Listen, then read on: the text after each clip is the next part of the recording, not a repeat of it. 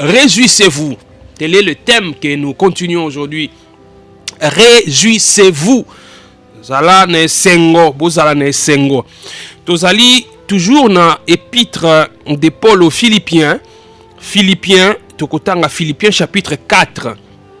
Philippiens chapitre 4, donc à partir du 4e verset, il y a 13e verset. Philippiens chapitre 4, je commence du 4e au 13e verset. Philippiens 4, je lis au nom de Jésus-Christ. La Bible déclare: réjouissez-vous toujours dans le Seigneur. Je le répète, réjouissez-vous. Que votre douceur soit connue de tous les hommes. Le Seigneur est proche. Ne vous inquiétez de rien, mais en toute chose, faites connaître vos besoins à Dieu par des prières et des supplications avec des actions de grâce. Et la paix de Dieu, qui surpasse toute intelligence, gardera vos cœurs et vos pensées en Jésus-Christ. Au reste, frères, que tout ce qui est vrai, tout ce qui est honorable, tout ce qui est juste, tout ce qui est pur, tout ce qui est aimable, tout ce qui mérite l'approbation, tout ce qui est vertueux et digne de louange soit l'objet de vos pensées. Verset 9. Ce que vous avez appris, reçu et entendu de moi, et ce que vous avez vu en moi, pratiquez-le. Et le Dieu de paix sera avec vous. J'ai éprouvé une grande joie dans le Seigneur de ce que vous avez pu enfin renouveler l'expression de vos sentiments pour moi.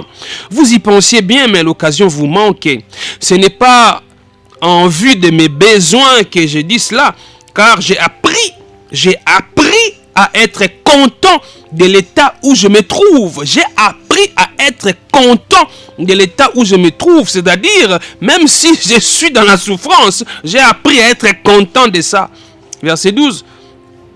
Je sais vivre dans l'humiliation et je sais vivre dans l'abondance.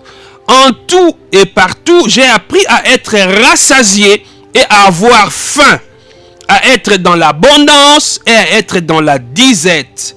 Je puis tout par celui qui me fortifie. Alléluia. Réjouissez-vous. Je le répète, réjouissez-vous toujours dans le Seigneur. C'est commandement donné. C'est un commandement. C'est comme ça qu'il faut prendre cela. Si vous nous suivez seulement aujourd'hui, vous pouvez vous rattraper avec les précédents messages que nous avons déjà abordés, toujours sur ce thème, parce qu'aujourd'hui, nous sommes déjà assez avancés. Vous pouvez vous rattraper en nous suivant sur YouTube. Vous tapez CEP Channel Officiel, CEP Channel Officiel, ou vous allez sur Facebook, vous tapez Ministère Évangélique le CEP. Ministère Évangélique le CEP, CEP. Sur Facebook, vous allez retrouver les précédents messages sur ce thème. Réjouissez-vous. Réjouissez-vous. L'épître de Paul aux Philippiens est qualifié d'épître de la joie. L'épître de la joie, parce que c'est un sujet qui est au centre de cet épître. Et au-delà de l'épître de Paul aux Philippiens, le Nouveau Testament, quand vous regardez bien, ce sujet de la joie occupe une place très importante. Parce que comme je vous l'ai dit la dernière fois ici, le grand combat que nous avons, c'est le combat de la joie. Oui, comment rester joyeux en plein milieu des problèmes? Comment rester joyeux en plein milieu des difficultés? Comment rester joyeux quand on vous haït à cause du Seigneur? Comment rester joyeux? C'est ça le combat que nous avons, le combat de la joie qui entre dans le combat de la foi. Alléluia. Parce que ce n'est pas parce que vous êtes chrétien, ce n'est pas parce que vous êtes né de nouveau que tout va marcher comme sur des roulettes. Si on vous a dit ça, on vous a menti. Ce n'est pas parce que vous êtes chrétien que vous ne tomberez plus malade. Comme il y a un certain groupe de gens, un certain évangile qui se développe dans un certain milieu, disant qu'un enfant de Dieu ne tombe jamais malade. On va vous dire, non, vous êtes un enfant de Dieu, vous êtes un esprit. Comme vous êtes un esprit ne tombe pas malade. Quelle aberration! Vous êtes un esprit, mais vous avez un corps. Alléluia. Si vous êtes un esprit, pourquoi nous vous voyons? Est-ce un esprit, on voit un esprit? Mais nous, on vous voit, on peut vous toucher. Mais vous dites que vous êtes un esprit. Et vous allez voir dans ces milieux-là, quand quelqu'un tombe malade, il a honte de le dire. Oui. Ça ne veut pas dire que quand vous êtes chrétien, vous ne pouvez pas tomber malade. Vous pouvez tomber malade. Et quand vous tombez malade, ce n'est pas forcément une maladie venue de la sorcellerie. Ce n'est pas forcément une maladie venue des démons. Vous avez un corps. Vous ne vivez pas éternellement dans ces corps. Dans ces corps, vous ne vivez pas éternellement. La preuve va dire que le Seigneur va nous donner un autre corps. Un corps glorifié. Nous n'avons pas encore le corps glorifié. Le salut dans la chair, le salut dans le corps, on ne l'a pas encore. C'est ce que nous on appelle les déjà et les pas encore. Alléluia. Et j'apprenais un jour dans un certain milieu où on interdit aux chrétiens que quand ils sont malades, de dire qu'ils sont malades. Parce que aux malades, ils ont dit tous à la ondimate. Ils ont confessé malade, ils ont la caca. Et un jour, le pasteur de cette église là est tombé malade. Mais les anciens, les diacres, tous ses collaborateurs avaient l'obligation de garder le secret de la maladie du pasteur. Ils ne pouvaient même pas dire à l'église de prier pour les pasteurs. Parce que le pasteur dit que je suis un esprit ne tombe jamais malade. Donc, bah, soigner en catimini. En catimini. Parce qu'il a dit aux fidèles que quand on est chrétien, on ne tombe plus malade. Non, c'est faux. Quand vous êtes chrétien, il peut arriver que vous tombiez malade. Je vous ai dit la fois passée ici, le grand prophète Élisée est mort de quoi? Élisée est mort de maladie. Alléluia. Donc, le combat que nous avons, c'est le combat de la joie. Comment je suis malade, mais je suis joyeux? Comment je suis pourchassé à cause de Christ? Parce que je veux craindre Dieu, on ne m'aime plus. Parce que je veux craindre Dieu, on me chasse du boulot. Parce que je veux craindre Dieu, telle personne ne veut plus de moi. Comment rester joyeux? Nous vivons dans un monde qui est, de manière générale, triste. Oui, ce monde est triste. Dépression par-ci, déception par-là. L'insatisfaction est là chaque jour. Les gens veulent toujours gagner plus. Les gens veulent toujours avoir plus que les autres. Je vais avoir 10 000. Pensant que quand il aura 10 000, il aura le bonheur. Il a 10 000, mais il cherche encore à avoir 1 million. Pensant que quand il aura 1 million, il aura le bonheur. Il a 1 million, mais il n'a toujours pas le bonheur. C'est pour dire que le bonheur n'est pas lié à ça. Pour les humains, on est heureux. On trouve le bonheur quand on a la satisfaction à tous ses besoins.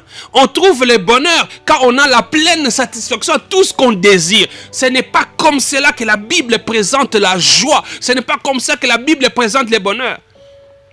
C'est pourquoi vous verrez l'apôtre Paul qui est en train d'écrire l'épître aux Philippiens ici. Paul était en prison. Vous voyez, il recommande la joie. Il recommande la joie. Il ordonne la joie. Parce que d'abord lui-même était joyeux. C'est pour nous avons lu. Il a dit qu'il sait, il sait se contenter de ce qu'il a. Alléluia. Il sait vivre dans la disette. Il sait vivre dans l'abondance. Ça veut dire que Paul veut leur dire, mon attachement à Jésus ne dépend pas des circonstances que je suis en train de vivre ou les circonstances dans lesquelles je suis. C'est-à-dire, je peux être en liberté, j'annonce l'évangile en étant libre physiquement, je suis toujours joyeux, attaché au Seigneur. Comme je peux être emprisonné, privé de ma liberté physique, mais je suis toujours joyeux. Et privé de cette liberté physique, ce n'est pas qu'on t'arrête, bon, que tu vas faire 1 mois et puis on va te faire sortir, tu vas faire 6 mois, tu vas faire 2 ans, on va te faire sortir, tu sais, bon, j'ai resté si un temps et puis je vais sortir. Non, quand Paul était en prison là, ça veut dire que l'issue, il savait qu'il pouvait mourir, on pouvait le tuer. Alléluia. Et Paul a fini sa vie comme ça, il a été tué. À cause de Christ. Alléluia. À cause de Christ. Donc, nous les enfants de Dieu, notre joie ne dépend pas des circonstances. Alléluia. Parce que pour le monde, il faut avoir la satisfaction à ses besoins pour avoir les bonheurs. Et les gens pensent donc que le bonheur, il est impossible de planifier le bonheur. C'est-à-dire que on dirait que c'est quelque chose qui peut venir comme ça au hasard. Quelque chose qui peut venir comme ça au hasard. Parce qu'ils définissent le bonheur comme une attitude de satisfaction fondée sur des circonstances positives et en grande partie indépendantes de leur volonté. Le bonheur, selon le monde, ne peut donc être ni planifié, ni programmé, et encore moins garanti. On ne peut le connaître que si les circonstances sont favorables. Pour le monde, le bonheur est insaisissable. Pour le monde, la joie est incertaine. Ça, c'est comme cela que le monde voit. Mais nous, les enfants de Dieu, nous qui appartenons à Jésus, nous savons à la lumière des Écritures, à la lumière de sa parole, que la joie n'est pas une attitude qui vient du hasard. La joie pour nous ne dépend pas des circonstances. Mais notre joie vient de la ferme conviction, vient de la ferme assurance que malgré les circonstances de la vie, tout est bien pour nous les chrétiens parce que nous sommes en relation avec Jésus-Christ. Alléluia. Peu importe la difficulté, peu importe les difficultés que vous pouvez traverser, peu importe les douleurs que vous pouvez ressentir, peu importe les échecs, le rejet, les déceptions auxquelles vous pouvez faire face, la joie véritable demeure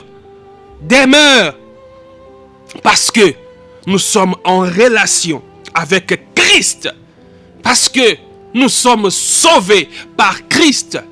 Nous sommes joyeux. Est-ce que tout le monde a ce là? Notre bonheur, notre joie, nous ne le concevons pas comme le monde. Alléluia. Notre bonheur ne dépend pas des circonstances. Notre joie ne dépend pas des circonstances. Oui. Comme nous savons que nous sommes sauvés, et nous sommes sauvés pour l'éternité, notre joie est garantie aussi pour l'éternité. Est-ce que quelqu'un est en train de comprendre? Nous sommes sauvés pour l'éternité. Sachant que je suis sauvé et je ne me perdrai plus, et je ne perdrai plus mon salut, je suis sauvé pour l'éternité. Ma joie étant liée à mon salut, au salut que j'ai en Christ, je ne perdrai pas la joie. Alléluia. C'est pourquoi j'ai difficile à concevoir qu'un chrétien né de nouveau peut kopengwa, comme on dit en lingala, kopengwa, pengui. C'est-à-dire frère à pengui, donc frère azari pena frère pena donc mon sakoli, frère pena zoloba langue, frère à pengui donc azongi donc mo kili pena donc azongi mo pagano. Donc, on va pingouin, ça dit qu'il a perdu le salut. Une chose faite à l'initiative de Dieu lui-même, donnée par Dieu lui-même, garantie par Dieu lui-même. Et puis tu peux perdre cela. Non, tu n'as jamais été sauvé. Parce que nous sommes sauvés. Nous sommes sauvés pour l'éternité. Alléluia. Nous sommes sauvés pour l'éternité. Alléluia. Et en lisant cette épître de Paul aux Philippiens, quand vous examinez surtout le chapitre 4, où nous nous sommes appesantis, vous allez comprendre que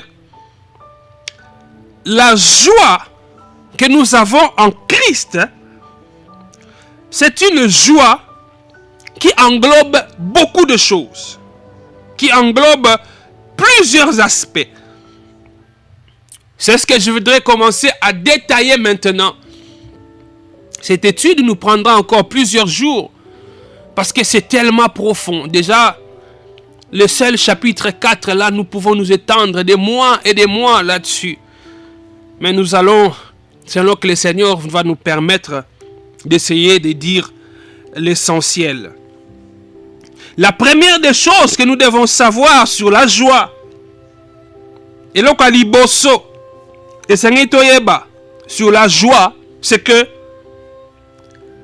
elle est un don de Dieu. La joie est un don de Dieu. C'est pourquoi nous avons dit, elle ne dépend pas des circonstances que vous vivez. Un humain ne doit pas vous arracher la joie. Un humain ne peut pas vous arracher votre joie. Parce que la joie est un don de Dieu. Est-ce que vous comprenez? C'est Dieu qui vous donne d'être joyeux. Ce n'est pas votre compte en banque qui vous donne d'être joyeux. Non. Ce n'est même pas votre femme. Ce n'est même pas votre mari. Parce que votre mari, votre femme peut se comporter d'une certaine manière pouvant altérer votre joie. C'est pourquoi tu es toujours triste. Parce que tu fondes ta joie sur ta femme. Tu fondes ta joie sur ton mari.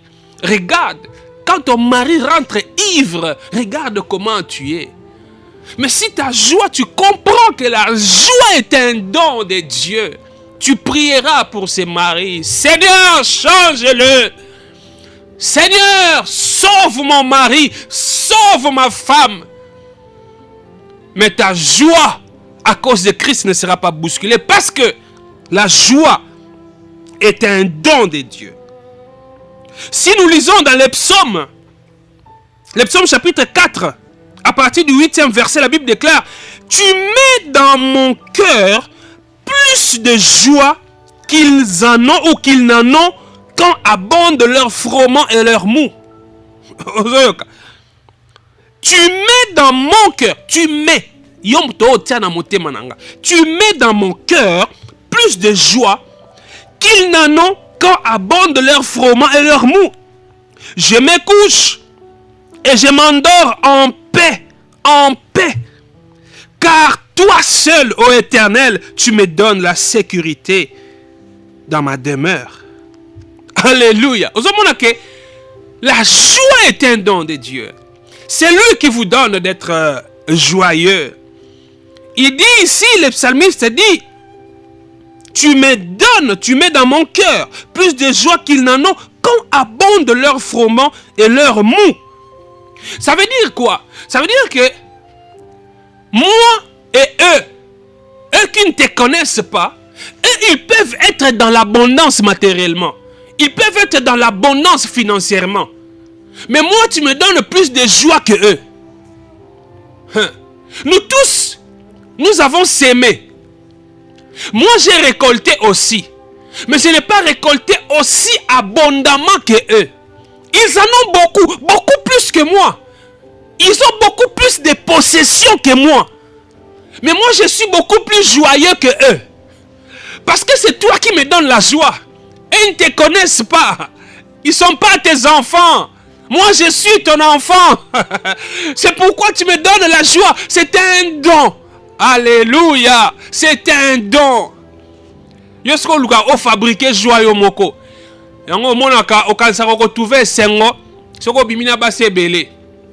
Moi sinon anda kozo tonda eli susute o esengo eza sulte na mama na bana. Alors okanisa ko zo esengo na kolanda ka basi nyoso ya Kinshasa. Moso so pe esengo te. Po kanisa ka soki na zu oyo oyo pelenge na moni c'est une bonne femme, c'est vraiment une femme qui va me donner satisfaction. OK. Quand tu vas aller avec elle, tu as encore besoin de chercher une autre. C'est comme ça que tu vas aller. Tu vas continuer à poursuivre les vents. Tu continues à poursuivre les vents. Parce que tu penses trouver la joie. Tu penses trouver le bonheur en courant derrière les jupons. Mais regarde ton voisin là. Ton voisin là, le chrétien là qui habite à côté de toi. Qui n'a que sa femme. Qui n'a que sa femme. Qui se contente de sa femme. Parce que sa joie est un don de Dieu. C'est pourquoi il a peut-être assez de moyens aussi pour courir derrière les femmes. Mais il ne les fait pas.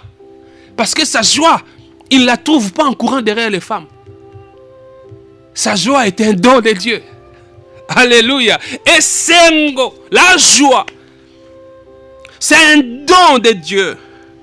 Alléluia. C'est pourquoi Un peu plus loin encore dans le psaume, chapitre 16. David, le psalmiste dit, tu me feras connaître le sentier de la vie. Il y a d'abondantes joies devant ta face, des délices éternelles à ta droite. Il y a d'abondantes joies devant ta face.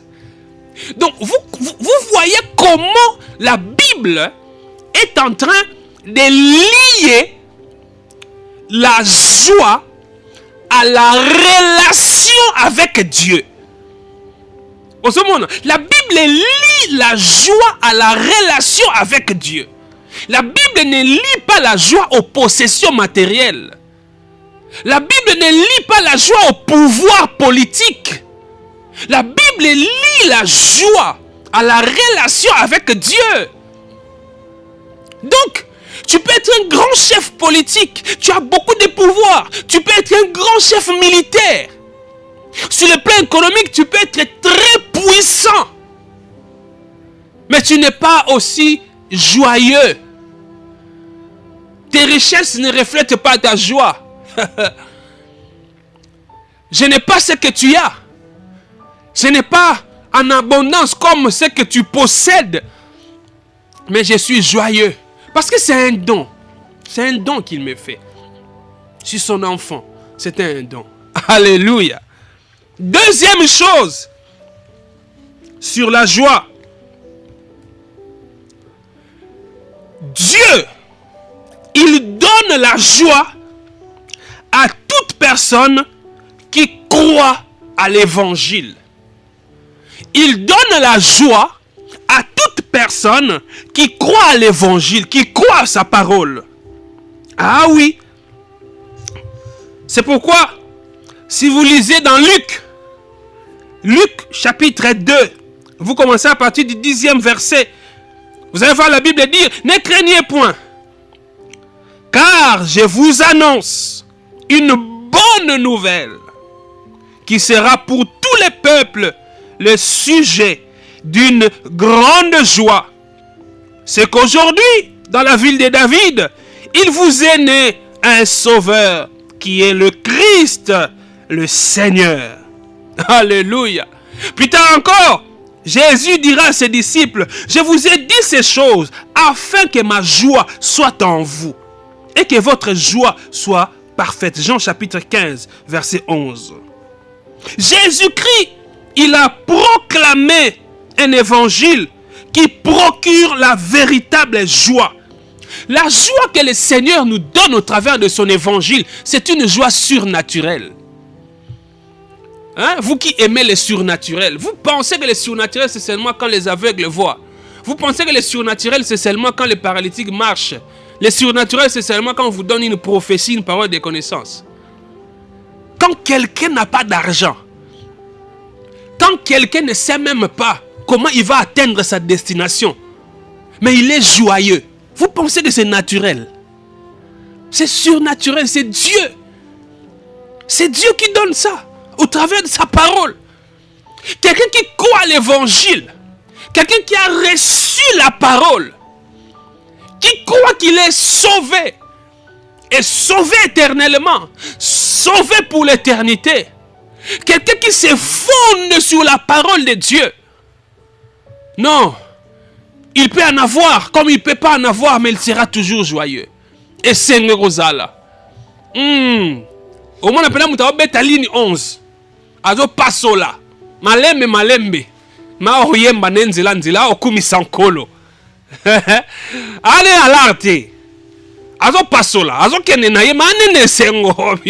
Atale on atamo na makolo. Nzamenda simbi bo moinanga. Et sengo nanga dépendre du fait que j'ai les moyens de me payer un transport ou pas. Ma joie dépend de lui. Ligne 11. Azo kene malembe. Mon abîme église. Bande musu bakoti na kata mituka bakei. Ye loko ya nangote. Ado pasola ne malema. Ane sengo. Alléluia. Mutu abongo, le jour où le Seigneur décide de lui donner des biens matériels, son cœur ne sera pas asservi par ces biens matériels. Non. Son cœur ne sera pas asservi par les biens matériels.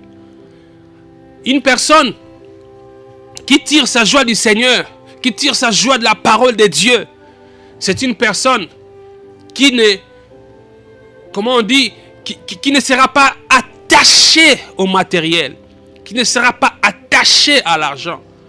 C'est une personne qui ne fermera jamais son cœur pour aider les autres. C'est une personne qui ne fermera jamais son cœur s'il faut aider le travail de Dieu, s'il faut donner pour l'œuvre de Dieu. C'est une personne qui ne lésinera pas les moyens pour sauver ceux qui sont autour de lui, qui sont dans la souffrance. Parce que son cœur n'est pas attaché à l'argent. Son cœur est attaché à Christ. Christ qui est la source de sa joie. Christ qui lui donne la joie au travers de sa parole. Alléluia. Réjouissez-vous toujours dans le Seigneur. Réjouissez-vous toujours dans le Seigneur. Je le répète, réjouissez-vous. Notre joie est liée à la relation que nous avons avec lui. Parce que la joie est un don qui vient de lui. Parce que Dieu accorde la joie à toute personne qui croit à l'évangile, qui croit à sa parole. Nous avons une relation. Relation. Nanzame. La relation avec Dieu. La joie est liée là. Ce n'est pas parce que je suis en relation avec le gouverneur de la banque que je suis joyeux.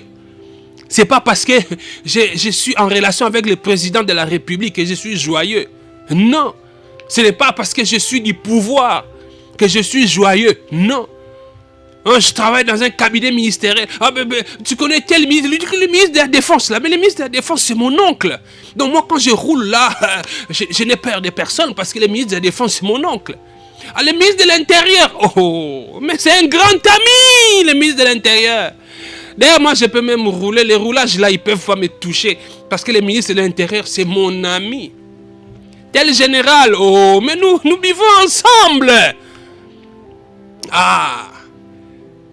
Ta joie est liée à ta relation avec le général. Ta joie est liée à ta relation avec le ministre, avec le président. Non.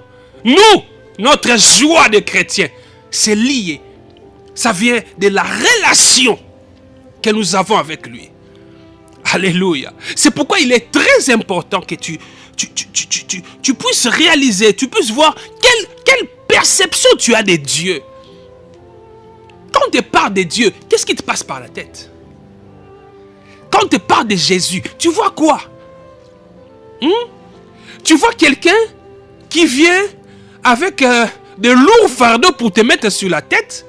Ou quand on te parle de Jésus, tu es tellement heureux, tu es tellement joyeux parce que c'est Jésus ton bonheur. Parce que c'est Jésus la finalité de tout. Parce que c'est Jésus ta poursuite. Alléluia. Comment tu es quand on te parle de lui?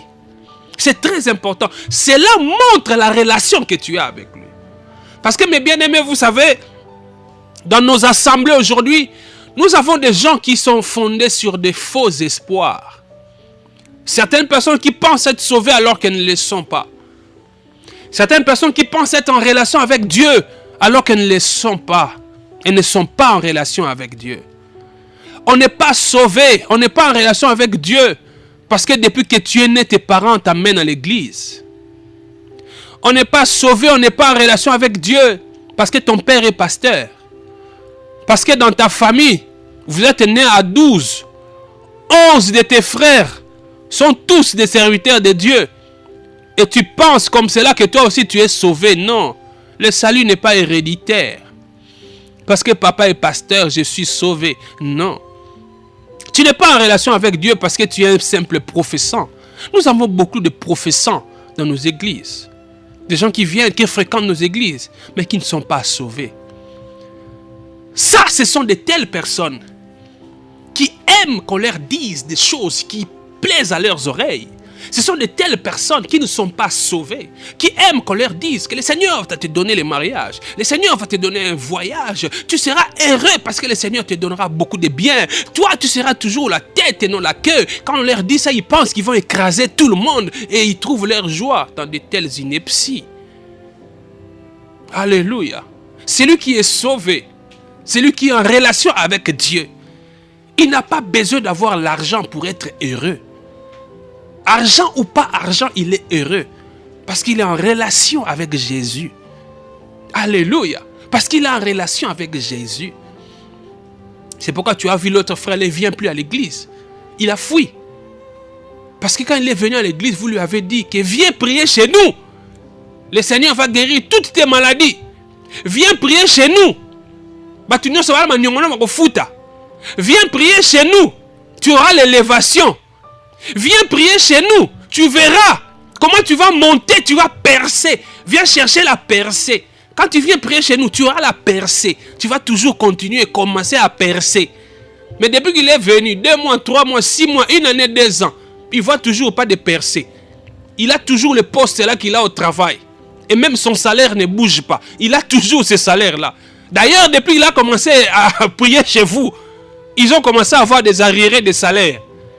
Hein? Parce que vous l'avez poussé à fonder sa joie sur ce que Dieu peut donner. Au lieu qu'il se fonde sur Christ qui est la plus grande possession. C'est pourquoi il a fui l'église. Nous, notre joie, même si depuis que je suis venu à l'église là, je n'ai pas encore eu de promotion au boulot. Je suis toujours huissier. Je suis toujours à ce poste là. Je suis joyeux. Je suis joyeux. Parce que je suis en relation avec lui. Alléluia. Depuis que j'ai commencé à prier à cette église là, d'ailleurs, tokomi kozaba retard ba paiement na musala ba ofuta su bien te na musala mais nane sengo parce que sengo nanga eza lié na musala na nango na ko perdre musala lelo na toujours motone sengo pour na perdre Yesu te na perdre Yesu te na koza na musala yo ko futanga malamu penza je n'ai rien à craindre sur le plan financier na okumisa na za ne sengo. Comme na cause na position moya se na nesengo. Notre joie est liée à la relation. C'est lui qui donne la joie. C'est un don qui vient de lui. La joie est accordée à ceux qui croient à l'évangile. Ne craignez point, car je vous annonce une bonne nouvelle qui sera pour tous les peuples le sujet d'une grande joie. Parce que la bonne nouvelle, si vous croyez à la bonne nouvelle, cela sera pour vous un sujet de grande joie. Alléluia. Et la troisième chose, on va aujourd'hui terminer par la troisième chose. Il y en a 5 ou 6 comme ça, on pourra continuer la prochaine fois. La troisième chose, c'est que la joie, elle est produite par le Saint-Esprit. L'esprit que nous avons reçu. C'est pourquoi quand vous lisez Romains, chapitre 14, vous commencez à partir du 15e verset, vous descendez jusqu'au verset 17.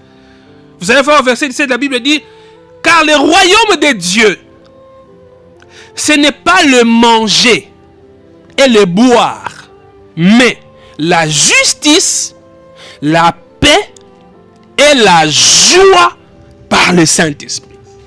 Alléluia. Le royaume de Dieu, ce n'est pas le manger, ce n'est pas le boire, mais plutôt la justice, la paix et la joie par qui? Par le Saint-Esprit. Alléluia. Osomona. Bokonzi ya nzambe eza kolia te, eza komela te, kasi eza bosembo, eza kimia pe esengo na nzela na molimo mosantu. Eli koloba ke nakoko zala nazu ya kolia nakoza nesengo. Nazangi pe ya kolia nakoza nesengo. Osomona. Parce que son royaume, ce n'est pas le manger, ce n'est pas le boire, mais c'est la justice, la paix et la joie par le Saint-Esprit. Osomona sengo na biso mwana nzambe. Donc ningo zawana komilembisa lembisa te amwa koza no mo pagano soko no mo pagano ezela mokolo ozwa mbongo ndo za nesengo me biso nana larte me kimia na nkolo ezala motema nana larte me na esengo kati na nkolo parce que yende a répondre na ba besoin na ngai. Oui, selon son pouvoir, selon sa puissance na nesengo. La joie est un don de Dieu. La joie vient du fait qu'on croit à l'évangile. La joie et produite par le Saint-Esprit. L'Esprit que nous avons reçu. Alléluia. Que Dieu vous bénisse, mes frères et mes sœurs. Que Dieu vous bénisse abondamment. Nous allons continuer prochainement. Nous sommes là chaque mercredi à 7 h et chaque dimanche à 10 h. Prions le Seigneur. Père, je te rends grâce pour ta parole que tu nous as donnée ce matin. Seigneur, je prie qu'effectivement, nous bénéficions selon ton vouloir de ces dons que la joie. Oui, Seigneur, c'est toi qui nous rends joyeux. C'est toi qui nous rends joyeux. Quelles que soient les circonstances. Oui, Seigneur, j'ai perdu une maison, j'ai perdu un ami, j'ai perdu un être cher. Depuis longtemps, je cherche du boulot, je n'en trouve pas. Depuis longtemps, j'ai un projet de voyage, ça n'aboutit toujours pas. Ceux qui ont commencé après moi, ça aboutit, sont partis, sont même revenus, sont encore repartis. Mais moi, je suis toujours dans les démarches, ça ne marche pas. Seigneur, mais cela ne me privera pas de la joie. Oui, cela ne me privera pas de la joie. Parce que Christ est à moi. Christ m'a sauvé. Christ est ma plus grande possession. Personne ne m'arrachera Christ. Personne ne m'arrachera Christ. Oui, dans les fins fonds où je suis en train de vivre là, loin là, dans les faubourgs de la ville, je suis là. Mais Christ est là avec moi. Oui, Christ est avec moi. Que j'habite des palaces, il est avec moi. Que j'habite des taudis, il est toujours avec moi. Merci Seigneur. Merci Seigneur d'être la source de ma joie. Merci d'être la source de ma joie. Nous prions Seigneur. Oh mon Dieu, c'est toi qui sauves. Nos membres de famille, les maris, les femmes, les enfants qui ne te connaissent pas. Oh mon Dieu. Et qui cherchent encore à trouver la joie dans la drogue. Trouver la joie dans le sexe. Trouver la joie dans les meurtres. Trouver la joie dans des stupéfiants. Nous prions, Seigneur, par ta grâce. C'est toi qui sauves. Sauve-le, Seigneur. Sauve-le, Seigneur. Afin qu'il rencontre la véritable source de joie. Au nom de Jésus-Christ, nous avons ainsi prié. Amen.